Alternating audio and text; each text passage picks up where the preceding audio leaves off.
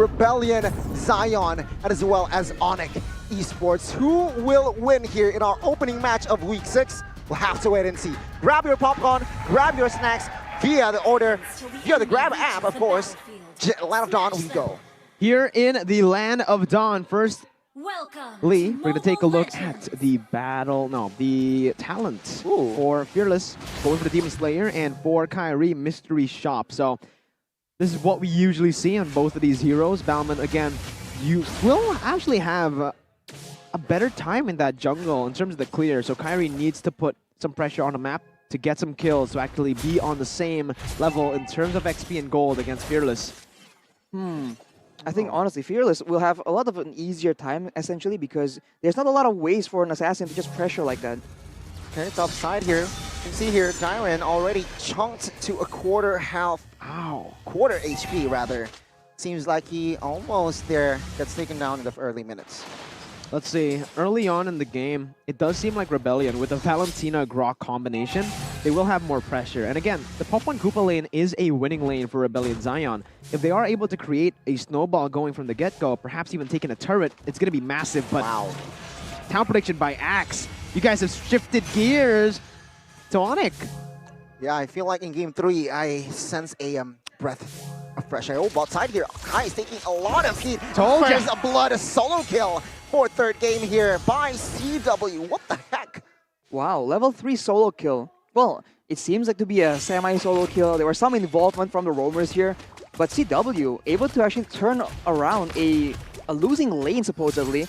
We mentioned this, that CW knows the matchup because he knows the hero. Wijanarka was in the area, but he is powerless to stop CW from getting the edge in that lane. And also, Highs, we've never seen him on the pop ball. So it just shows it's the level of mastery that CW has on the Claude up against the pop ball, knowing the matchup really well. And also, Hines, who was forced onto this hero. Not really a lot of heroes to go for, but now Rebellion are trying to play on the other side of the map for the first turtle. Now this here with Janarko, he will be forced to use that flicker. Kyrie in the backside will also disengage there. Circling Eagle, the copy that was copied by Swaylo, actually connecting, but it seems like now Fearless will grab hold of that turtle. The backside though, you can see here, Sans trying to find, whoa, Kyrie!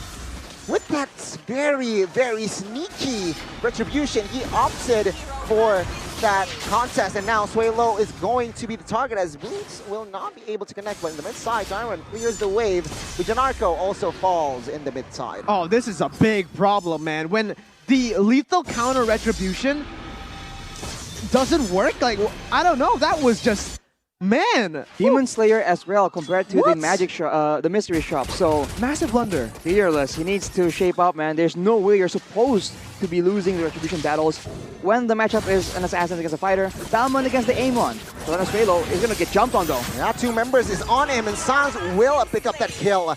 Fearless is a little bit late to the party there to aid and assist way low. And it seems like now Onic Esports has built a very convincing lead already. 1,500 gold in the first 3 minutes. Oh man, yeah, I mean, again, that turtle was kind of the saving play, the saving objective for them if they want to stay in the game, and they didn't get it. Now, Fearless here, giving damage on towards Boots. Kyrie though will re-engage on towards Dyron. Dyron will take a lot of heat, and the eye for an eye will not save him. Oh, never mind. A very well-timed skill there. And yeah, he survived. Very good timing on that eye for an eye. And also for Kyrie, the Endless Shard just came out of cooldown when he popped it. So both of the teams, again, they're doing really well. It's just that it's such a shame that they weren't really able to take the turtle, because now it just creates so much more openings for Onic Esports to scale. And that's what Rebellion Zion do not want to face up against. Onic Esports, they're using their own Rebellion's own weapons against them, and CW just goes in against 3 people. He doesn't care, and now they might make the follow-up play. They re-engage here. Wijanarko forced to use that wild charge to somehow give space for the other 2 members, Highs as well as Way Low. will recall, but no, never mind. Swalo here just recalling. I mean, oh, in the jungles, Sans giving pressure on towards Fearless. Man, Sans on the mid lane is just so aggressive, but take a look at Dyron trying to flank, giving damage on towards Sans here. Kyrie will somehow aid his partner as well. Swalo, Fearless is ready for a fight. And now we can see here as CW with not pop that Blazing Duet just yet, as Fearless will focus on towards that turtle now. Onic Esports circling Eagle, connecting on towards Fearless. You can see here as Kyrie will grab that second turtle. And we can see here they want War's Highs will be the first victim. The backside though, Kyrie pops a kill onto his Swalo. Dyron with Janarko Fearless running for the hills as they will survive. But Onic Esports, they are just going ham in the third game. It's an absolute disaster for Rebellion Zion. When Kyrie can out-retry 2 retries, technically, it's just, how do you go for the win at this point? 4.8k gold lead, Fearless twice in a row, losing the retry battle up against an Amon who's on the same level and only with 1 retry. Oh, you can see here, Keyboy. Oh, he gets all in here. 3 members is on him, and he survives with no sweats whatsoever in the mid side. Kyrie, and as well as Boots, will try to respond, and take a look at the damage. Fearless will fall. Boots will be the executor as Keyboy is just so on point, baiting all the resources from side of Rebellion, and Onic Esports is very quick to respond. Up top side though, Byron will look for a kill on towards Kyrie, but Kyrie is just too slick on that Amon, and he will survive there, perhaps giving enough space for Dyron there to pressure top side. Oh man, Arashi, I'm still on that out-retry, man, the retribution battle. How? I mean, in the previous fight, Rebellion Zion were also having the advantage in numbers because Dyron came down to try and participate as Boots is able to take out the tower in the top side. So they had the man advantage and they still weren't able to actually come out on top. Onic Esports, way too much mobility, and Rebellion Zion, no catch, no sustainability, they get picked out. Oh, CW in the backside will try to find a kill on towards Janarko, still surviving though. CW now looks for a kill on towards Highs, and he gets it. Killing spree there, collected by CW. And now Dyron will not be able to do anything. He will retreat as the inner turret forward side of Rebellion falls. Onic Esports claiming 3 turrets in the first 7 minutes, and it's not looking good. 4 turrets. He just tanked the turret in the mid lane. He does not care. He goes for it, he takes it down, and all over the map, it's just Onic making plays, Onic winning the lanes. And again, this time, no retribution battle from Fearless. Kyrie picks it up without his own retry. He just basic attacks it, securing the 3rd and final turtle of the game. Presented to you by the Samsung Galaxy A series. Arashi, what are the win conditions for Rebellion at this point? At this point, it's just way too difficult, man. They need to try and get a fight where they're able to use their superior combo and burst, and their limited crowd control, and take someone out. If they can delete CW or Kyrie, they stand a chance to actually win the fight afterwards. But unless they do so, they're just so behind right now, and they're going on Boots, not exactly the ideal target. You can see here, Onic Esports looks for an invade now. CW hasn't popped that, and Janarko falls. Killing spree will fall in the hands of Kyrie. Take a look at Swalo, double kill there. The shards is just too much, as Rebellion Zion has yet to secure a kill in the 3rd game, ladies and gentlemen. It's too much for them to handle, and again, under the tier 2. Oh my god, Fearless and Dyron taking a lot of heat here. Dyron will be able to escape for now, creating more space for Onic Esports to perhaps take the turret. Oh my lord. The mechanics there shown, displayed by the side of Onic members. Still, 0 kills in the first 8 minutes forward side of Rebellion. Complete shutout. This is Onic as dominant as ever. This is Onic we expected in game 1.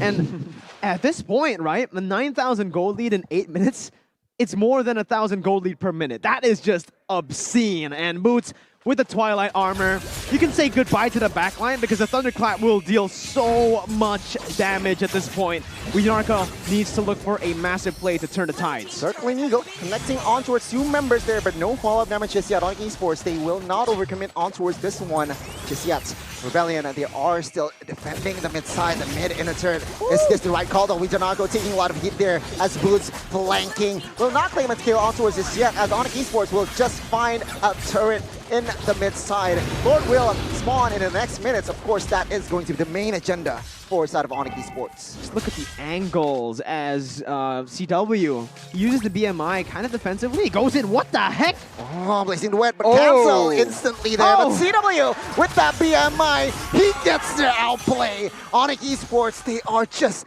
dismantling Rebellion Zion now. Diamond looking for a sneaky play. Of course, Meanwhile, Kyrie. HP-wise, yeah, Kyrie is just there, soloing the Lord there, Onic Esports. They are angry in the third game. Well, Rebellion Zion just lack the setup to try and get those pickoffs, man. They have a lot of burst damage, but you can see by how confident, how careless CW is playing. He's just all the way in the front line, and he is under no threat at all.